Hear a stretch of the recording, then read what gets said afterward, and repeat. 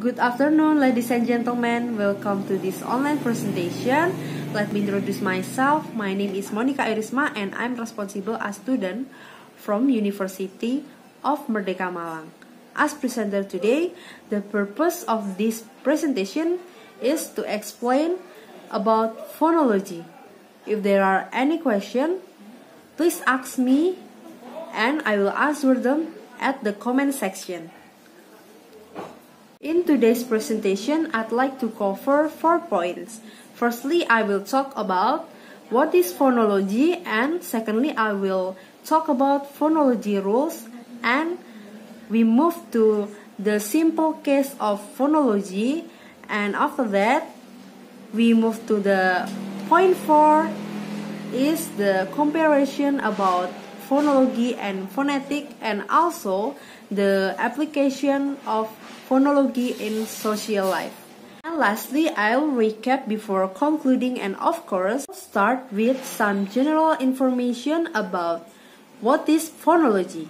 Phonology is a branch of linguistics that studies how language or dialects systematically organize their sounds or sign, and in sign language. The term also refers to the sound system of any particular language variety. Some words in English are pronounced differently by different speakers. This is most noticeable among American English or British English speakers, as well as dialectical difference. This is evidenced in the ways neither, for example, can be pronounced at American English is neither, and the British English is neither. Okay, let's move to my next point. There is phonological rules. The phonology have several rules, and there is assimilation. Sounds become more like neighboring sounds, allowing for ease articulation or pronunciation, such as vowels are nasalized before nasal consonants, and harmony. Non-adjacent vowels become more similar by sharing a feature or set of features. And then gemination. Sound becomes identical to an adjacent sounds, or that regressive assimilation, sound on left is the target and sound on right is the trigger, and dissimilation, sound become less like neighboring sounds. Their rules are quite rare, and but one example in English is fifth are both fricative but it's a stop. Let's move to the next, the epenthesis.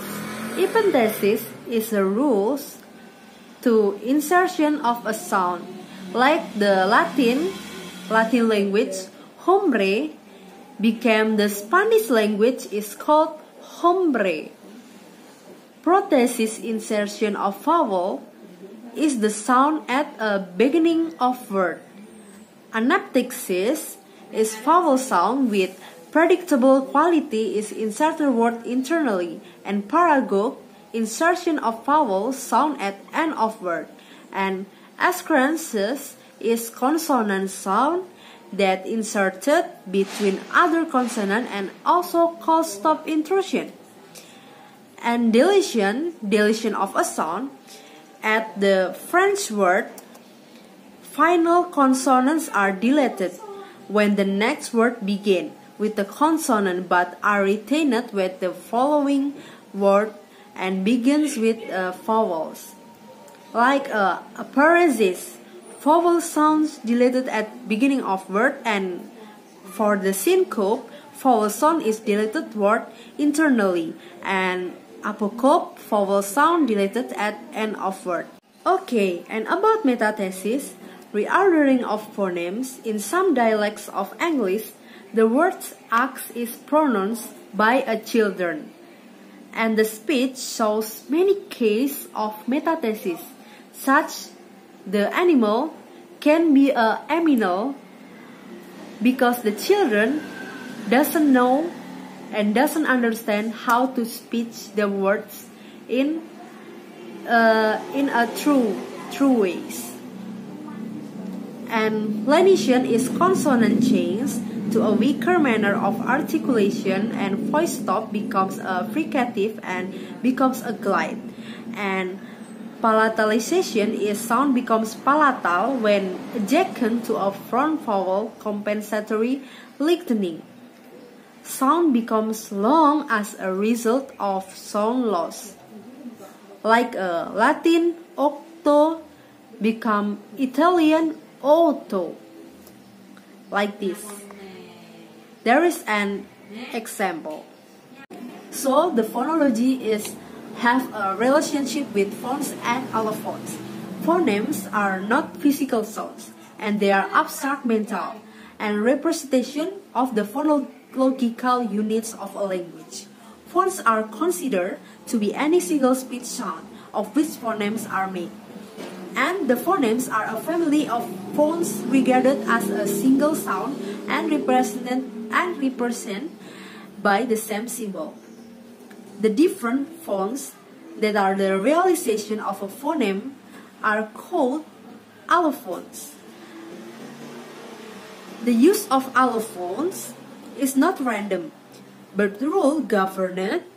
No one is taught these rules, as they are learned subconsciously when the native language is acquired to distinguish between a phoneme and its allophones. I will use slashes to enclose phonemes and brackets to enclose allophones or phones. For example, E and I are allophones of the phoneme E, I or A, and are allophones of the phoneme. Okay, let's move to the next point. It's complementary distribution. If two sounds are allophones of the same phoneme, they are said to be in complementary distribution. The sound cannot occur in minimal pairs, and they cannot change the meaning of the otherwise identical words. If you interchange the sounds, you will only change the pronunciation of the words, not the meaning. Native speakers of the language regard the two allophones as variations of the same sound. To hear this, start to say the word cool, and your lips should be pursed in anticipation of U sound. But then say kill instead with your lips still pursed. Your pronunciation of kill should sound strange because cool and kill are pronounced with the different allophones of the phoneme. Okay, let's move to the simple case of the phonology. Diachronic historical phonology examines and constructs theories about change and modification in speech, sound, and sound system over a period of time. For example, it's concerned with the process by which the English word she, and she, once pronounced in different vowel sounds, as indicated by the spelling, have come to be pronounced alike today. And synchronic descriptive phonology investigates sounds at a single stage in the development of a language to discover the sound and patterns that can occur. For example, in English, and DM can appear within or at the end of a words, like a ran or admit, but not at the beginning. Okay, let's move to the applied phonology in social life. This branch of linguistics is concerned with how phonemes and their allophones operate in the different phonological system. Different language will have an effect on the difference in the choice of word use. The choice of word has a tendency that education of language users that affect the level, difficulty, and uniqueness of the words used. Low level of education tend to use common words form of terms that are difficult to reach meaning. The language used by certain groups is different from the language used by group to the group. Like I'm from Indonesia. My accent is Indonesian and I speak English with my Indonesian accent.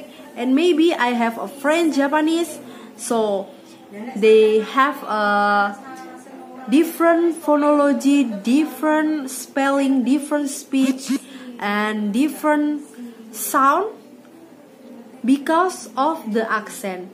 This is called a difference in phonology and the use of phonology in social life. So if we understand the phonology, we can understand much more about how it's the word's pronoun, and we can understanding more about applying phonology in the social life. Okay, let's move to the difference between the phonology and phonetic. Phonology is the study of speech sound of a given language and their function within the sound system at the language, and the phonetics is the study of speech process, including the anatomy, neurology, and pathology of speech, and the articulation and classification of perception of speech sound. And what is the difference between phonology and phonetics? Phonetics is the science that investigates how sound is produced by the mouth, nose, nasal sound, and throat. And so, it's more about studying audible sounds and has nothing to do with the meaning of the sounds produced. Well, if phonology is the study of both and sound and meaning, so this is the phonology will change the meaning of the sound. For example, the word sin and sin and sin both are pronounced differently and of course have different meanings.